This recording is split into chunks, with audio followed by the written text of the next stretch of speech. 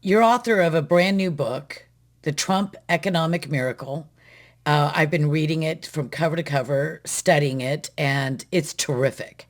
It Thank is you. really, really terrific because I believe it's just that perfect package of a synopsis of what Trump did, how we went from that incredible boom that was, it was poo-pooed. He couldn't do half of what he said he was going to do, and he did it, and often better than what he Right, promised. right. And then we went to bust.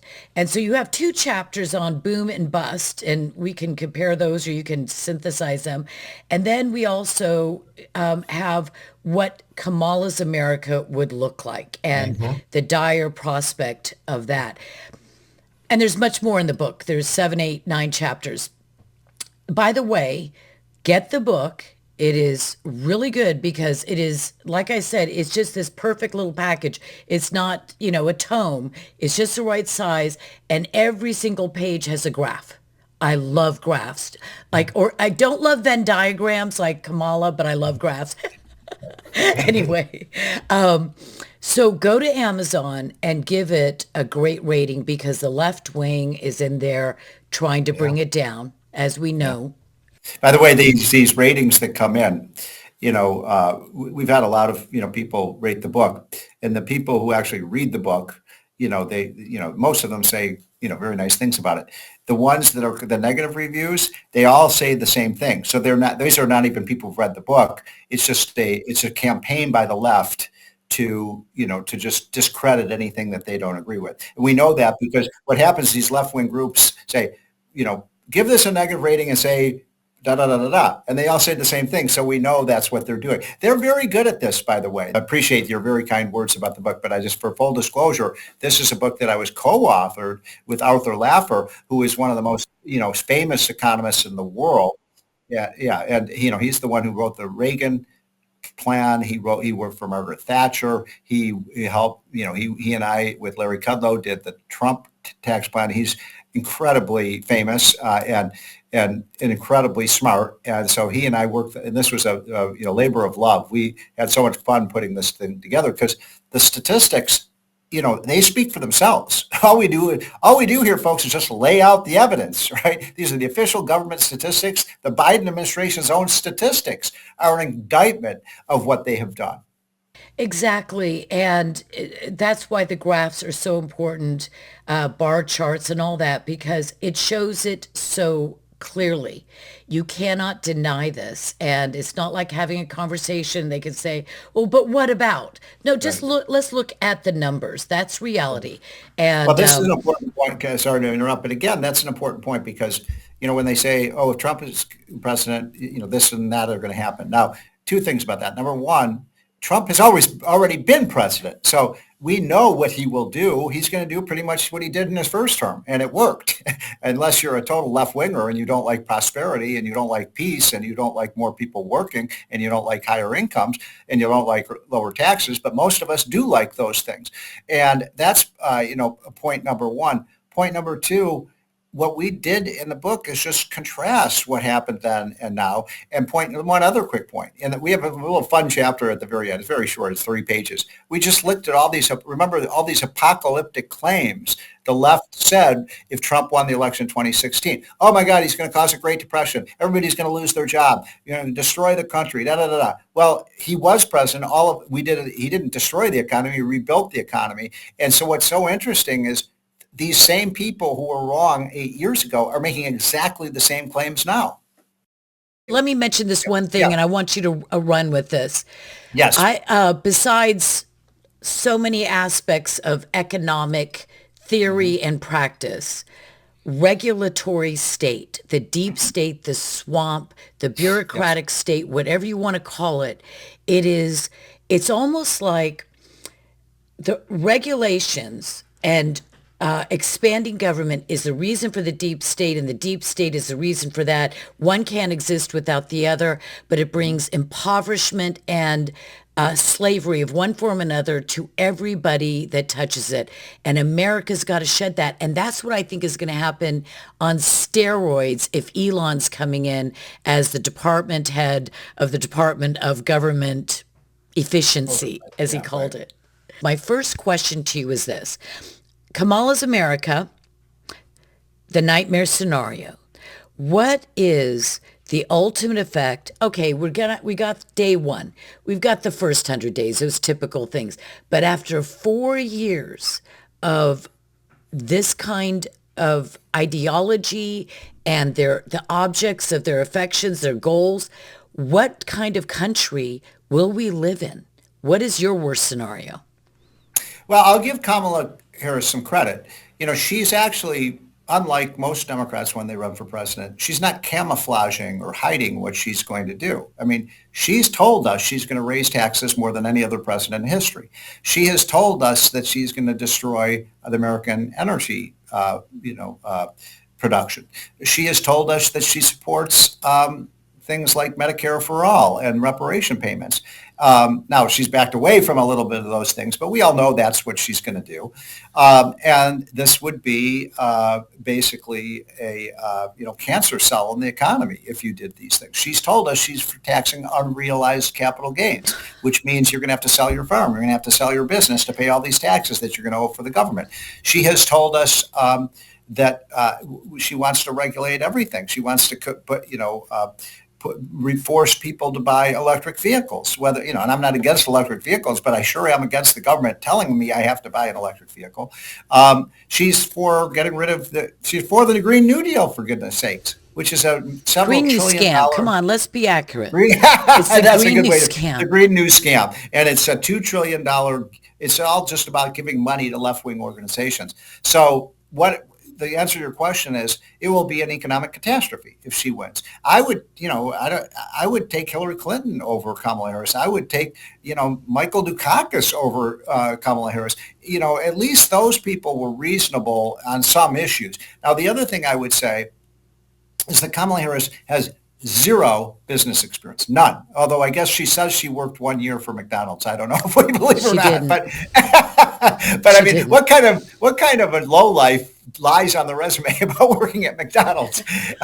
But the fact is, and not just Kamala, but excuse me, all the people around her, just like all the people around Joe Biden, have never worked for a business. We did a study at Unleash Prosperity. By the way, I hope everyone goes to our website, Unleash Prosperity, and gets our hotline. I hope you're getting that too every morning. But we did a study showing that the median number of years of business experience for all the top people in the Biden and Kamala Harris administration is zero. Most of them have not. I'm not saying they haven't started a business. I'm saying they've never even worked for a business, including Kamala, except for 1 year at McDonald's.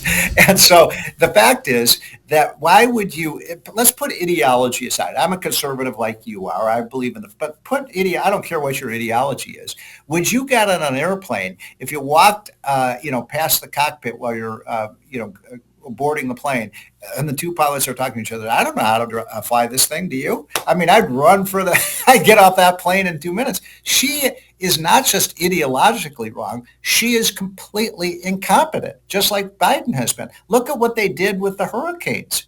I mean, my God, if it weren't for Ron DeSantis, the great governor of Florida. Oh, he was brilliant. It would be a disaster. So again, they're wrong on ideology, but they're also, they said that it was $7 billion. They were going to build, thousands and thousands of these electric charging stations.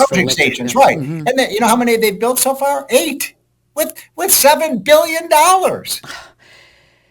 Some of these, I was just going to say that sometimes when you go down into the plans, the insanity, the regulation, the deep state, it can be, and I would say to anybody watching this right now, it can be demoralizing if you let it get a hold of you, but God is in control.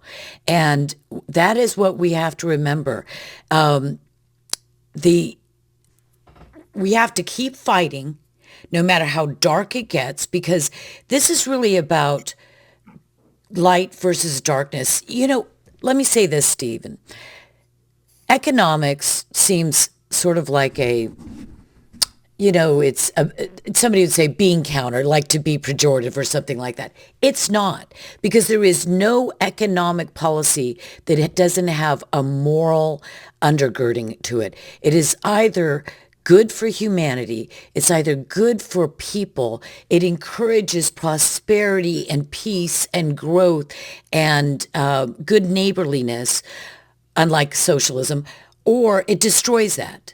And so really, we can't be demoralized, but sometimes the numbers that we talk about and the projects that are underway in the minds, if not in the hands of people like Kamala and Tim Walz and the rest of the gang, are truly terrifying.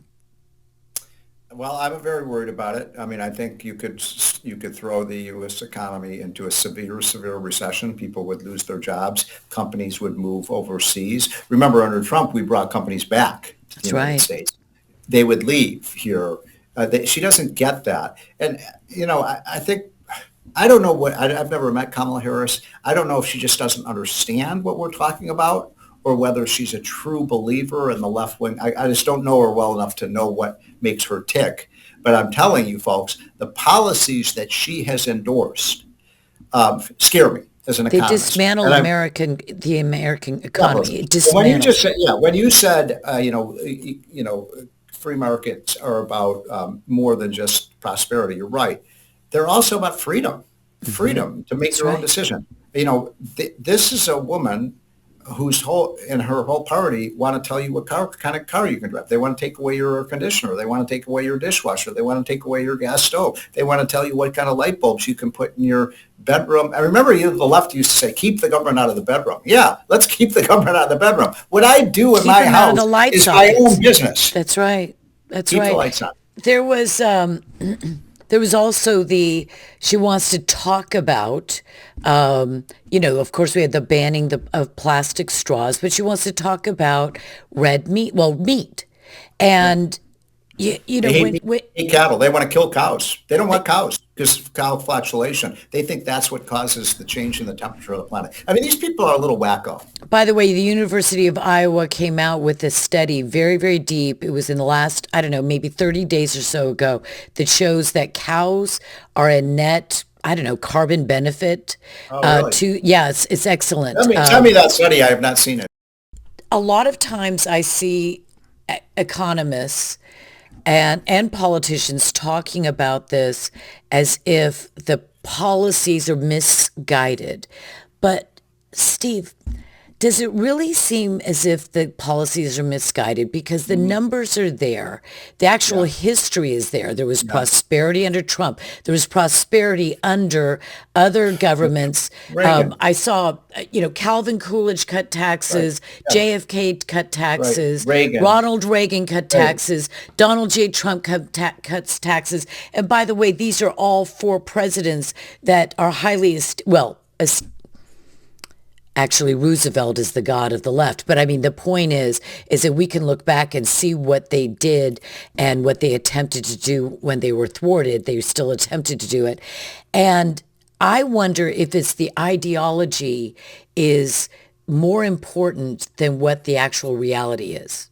In other words, if you're a I get socialist or your- Marxist. Yeah. So, I've been giving speeches to conservative groups and business groups throughout the country for the last several years. And, I started to ask people, when I go, look, what have they done? They've destroyed America's energy supply. They have lost control of our border. They've destroyed our currency through their policies. They have caused runaway inflation. They've allowed crime to get out of hand in our cities. They've destroyed our school system. And I ask people, do you think this is intentional? In other words, are they trying to burn down the village so they can rebuild it? And, I don't normally like to get to people's motives. I just like to look at results. But I'm surprised. 75% of my conservative friends think that this is an intentional plot to remake America and to figuratively burn down the village so they can rebuild it in a communist socialist direction. And let me put it like this. That might not be their intention. I may be wrong about that. But if you did want to destroy the American society, you'd do exactly what they've done. Exactly. Right? Exactly. They're following along. They can't quite do it like Lenin did with his Right. two revolutions, because that's just too politically incorrect today. And in a society that owns a lot of guns and we will use them, they can't just do it, that kind of a revolution. However, a cultural revolution like Mao, which is what we've been experiencing with wokeism, CRT, Yes. and all the rest of it. Yes. Yep. And when you capture the government with a regulatory state, when you capture the entire economy, and you're bringing people into a greater degree of impoverishment, the poor become utterly poor. Yes. The middle class disappears, shrinks, and then you take the children and you indoctrinate them in government school systems. And we all know that's been happening for 40 years. So when you do all that, what you have accomplishment is a complete, say, burning it down to the foundation, then go and jackhammer the foundation out, build a new foundation, because our Constitution wasn't made for their program. They have to strip the Constitution of its teeth as well. Well, there's one other aspect to this that I think we're missing, which is, yes, they are, many of them are radical ideologists, ideology. But also, it's, people ask me, what are they mostly about, the Democrats and the left? 5-letter word, POWER. Power. That's all. They don't care about poor people. They don't care about minorities. They don't care about the climate. They don't. That's All right. they care about is having power. And when we take charge, we want to. And not always. And I'm not here to say Republicans are always the answer, because they're not. I get frustrated with Republicans. I'm sure you do too. I've got But a what few I'm of saying them. is, yeah, right. What I'm saying is, Trump wants to give power back to the people. Let me give you an example. I mean, one of the things I feel so strongly about is school choice. Let every parent choose the best school for their kids. I mean, how complicated is that? The money follows the parents, and they can go to a Jewish school or a Catholic school or a Christian school or a Montessori school or, whatever it might They be. can go to a socialist school if they Right, want to, whatever a they want to go commune. to, but let them choose, because the idea that the bureaucrats are going to do best for your children, no, you're going to do best with your. But it's a little example that Trump trusts the people. They are against anything that gives control back to the people and back to the states, by the way. And we talked about in the book, what I call the forgotten 9th and 10th Amendments of our Bill of Rights. What are those? That all powers not specifically designated to the federal government Are reserved to the reside states. with the states and the The people. people. The, That's the right. states and the left would, if they had a chance, they would rescind Oh, that those amendment. would be so gone. Those are two of my favorite amendments. I know Me the too. first and second, right? Are important too. But Well, the nine first and amendment is the obviously, most important. Yeah. but 9 and 10, Yes. they underscore, they draw the line under That's the right. last sentence. They say, you know what? We have designated specific limited powers to the federal government, and if we tried to list the things you can do. I mean, you can't do whatever. Yeah. What we're saying is this: you got 10 things, 20, 50, Right. 30 That's things, right. and Yeah. that's it. And Yes. so when you say, and we all are in this trap, because we all are in this trap, they should not be letting us decide about our own children. They have no constitutional authority to decide. The Department of Education has no foundational constitutional That's right. authority. You cannot You're right. point to it whatsoever. Do you think Trump will get rid of it? He's going to try his darndest. I don't think he's going to be, I'll be honest with you, I don't think he's going to be able to, because the teacher unions are so powerful. They fund, the Democratic Party is a wholly owned subsidiary of the teachers unions. And Right. I've always said this, look, I know there may be a lot of teachers unions, teachers watching or listening to the show. I've said it 1,000 times. I think great teachers are way underpaid. I mean, I think about my own life and the profound impact that some really great teachers had on my life. So let's pay great teachers a great salary, and then let's get rid of horrible teachers. And there are thousands and thousands of teachers today who have no business being in front of a classroom. Oh, And no. and so we've got to have every other profession in the private sector. We assess people. We grade them on how they're doing. And if you're not doing your job, you get fired. How many You know, teachers ever get fired? None. that's right. Zero. And my suggestion to President Trump, future President Trump, is this. And I think Elon, who's so innovative, Yeah. you know, I think the first thing is, since you can't just fire people, because I don't know why, but you can't, what you do is you just eliminate entire sections of That's departments. right. I mean, you just, oh, I'm sorry, we're laying you off because Yeah. these 17,000 jobs are gone Right. because we're not Yeah. doing that anymore. And Yeah. you Did do you that know through, that today in Washington, D.C., only 10% of the federal workers, roughly the best estimate, about 10%, are working full-time back in the office 40 hours a week. Now, you probably didn't know that, and probably a lot of your listeners and viewers didn't know that, because these people don't do anything that's relevant to our lives. My point is, if they're not showing up for work and we don't even know about it, maybe we don't need them at all. That's right. That's exactly right. And if we could go back to the point where, well, I know that we have to dismantle the unconstitutional. That's almost the hardest thing of all, because we haven't been legislating constitutionally for so many decades that people actually don't know, for instance, that the Department of Education is an unconstitutional overreach by the federal government. But President Trump is going to send that back. And if we start dismantling these agencies one by one and bring them down. Some of these agencies start out as in the basement, five guys. There was a Department of Education in the 1800s. Did you know that? And there was like five guys in the basement of some building, Yeah. and the states were in an uproar. The senators or, Yeah, right. congressmen were in an uproar because they said, these men have too much power. And so they Yeah. got rid of them. And Yeah. and we can do that again. I'm going to ask you some things that perhaps are not, in the book. I have a question about China, and our trade with China. I know you're a free trade guy, and when you first went in and met Donald Trump, this is all accounted for in your book, and I appreciate that backstory and being able to be in the room when you met him, because tariffs is probably was not high on your list of wants. Okay, but those tariffs, and Trump is now calling them the Trump reciprocal tariffs or trade Reciprocity. Yeah. reciprocity. Exactly. What is your thinking on tariffs now, since you've seen how Trump does it? Well, look, I believe in free trade. I think, free trade is something that has made America the most powerful nation in the world. And so trade is a good thing. But, Trump has changed my opinion a little bit on these issues. And I'm not as much in favor of tariffs as he is, but I saw this in his first term. If you want to understand Donald Trump, you have to read his book. And what is the name of that book? It's called The Art of the Deal. And having worked with Donald Trump for 4 years, and I wasn't always in the room, but I was in the room several times with him, I've never seen a better negotiator in my life. And, I laugh when Kamala Harris says, well, all the foreign leaders want me to be president. Of course they do. Of course they do. You're a rollover.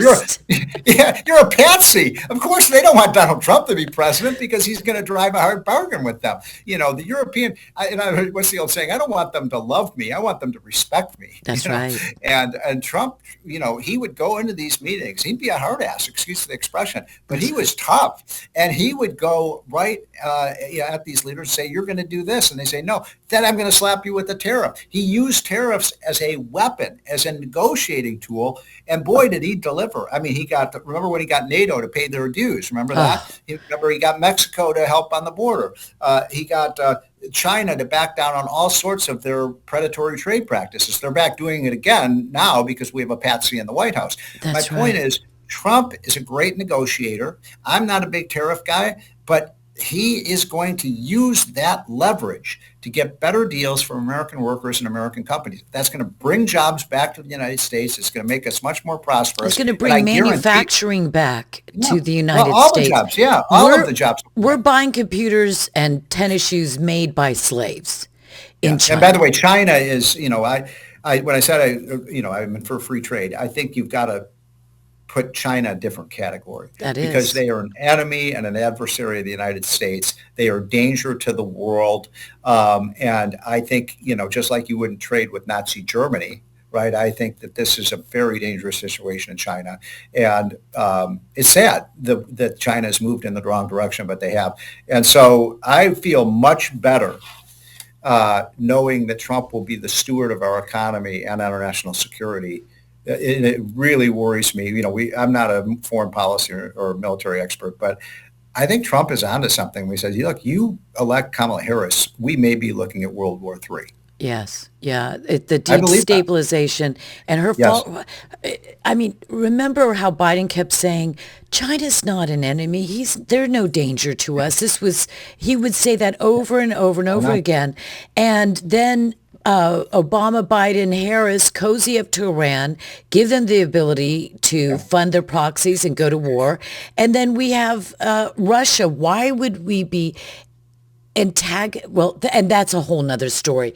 What they will do is set the world on, Kamala will do is set the world on fire. She went to Europe. Putin said, just tell me, promise me you will not bring Ukraine into NATO and I will not invade. And what they say? She did. And no, they did. we will not promise that. Right. How easy? Would Donald Trump have agreed to that? Well, again, I'm not a foreign policy expert, but he's a master negotiator. He understands how the world works. He's run great businesses. You want somebody who's done something. I said only half kiddingly at the start of your show that what kind of a lowlife would brag on their resume about working 1 year at McDonald's. And the reason is because she has never actually had a private sector job in her life. So she has no idea. I mean, how is she going to create businesses? She keeps talking about small business. Oh, I care about small businesses. No, she doesn't. She's never even run one. A comment that she was making regarding the $50,000 that she wants a tax credit. And she was saying it as if she says, you can't start a business with $5,000. So we need to increase it to $50,000. I'm thinking, are you thinking that this is capitalizing this new entrepreneur? Right. Because, by the way, she didn't say a tax credit. She said a tax deduction. She's so stupid. She doesn't even know a small business has no use for a tax deduction because they don't have a startup company doesn't have any income. So they can't take it. They don't get any benefit from a tax deduction. But she's too stupid to know. I loved the line that high corporate taxes are like a tariff that we're imposing on our own companies. I just thought sometimes it's those things like I will not forget that concept because it. And you know who said that, by the way? Arthur Laffer, Donald Trump. No, Trump. Yeah, we were meeting with him. Really? Last kind of fun story. The first meeting that Larry Kudlow and I had with Donald Trump was in the January of 2016. We go into this meeting. Corey Lewandowski said that Trump wanted to meet with us. And I'm being totally honest with you. We talk about this in the book. I did not have a positive opinion of Donald Trump when I walked into that room. I didn't like him. I thought he was kind of a showboat. And I thought he was, I thought this was just some kind of, a ploy, this idea that he was running for president. But we go into the room. And what was supposed to be a half-hour meeting turned into an hour-and-a-half meeting. It was just the three of us, me, Larry Kudlow, Donald Trump, hour and a half. We talk about everything under the sun. And by the way, at the end of that meeting, Larry and I walked out of that room and we're like, he's going to be the next president of the United States. That's the effect that he has on you when you meet him personally. And so anyway, we showed him, the first thing I showed him this chart. I was saying, Mr. President, at that time we called him Donald, we're way up here with our tax and the rest of the world's way down here. I said, this is hurting America. And, we're at 35, 40%, they're at 20%. And you know what he said? He said, that's like putting a tariff on our own goods and services. And I said, why didn't I think of that? Distilled it right down. Exactly. Yeah. But he gets it. That's the thing about Trump. He's not an economist, he's a businessman, but I always was so impressed with the fact that he grasped the concept very quickly. Please. I was in many meetings with Donald Trump, and many times I disagreed with him, but he was the president, he's the CEO, he makes the decisions. Most of the time I agreed with him, but many times I disagreed with his decision. But I'll tell you this, in all sincerity, even when I disagreed with him, I knew that in his heart he was putting America first. And it turned out, by the way, many times I was wrong and he was right. So I'm going to end this interview with that. The All guy right. Well, thank loves you. this country. He loves our country. He I certainly don't think. Do you does. think Kamala does? No, I no, don't either. I don't think she does. And I can tell you that when I see people like RFK Jr., well, I can see the love of country in them. That makes me trust them because I think the love of power, Yeah. control, and socialist and limited government is what the left Yeah. loves. And we just love America and Yeah. Americans. You mentioned RFK Jr. Uh, I think it is absolutely despicable that you have a man running for president. His father and his uncle were assassinated. And that lowlife Joe Biden won't give him security? I know. I mean, I it's know. outrageous. It's and These are bad people. this I'm is sorry. this is it's sinful. But we will all Yeah. stand before the judgment seat of God. And Okay. I, Good to all be right, with you. Steve. Thank you. Let's do it Good again. luck on your Hopefully we'll have a joyful session of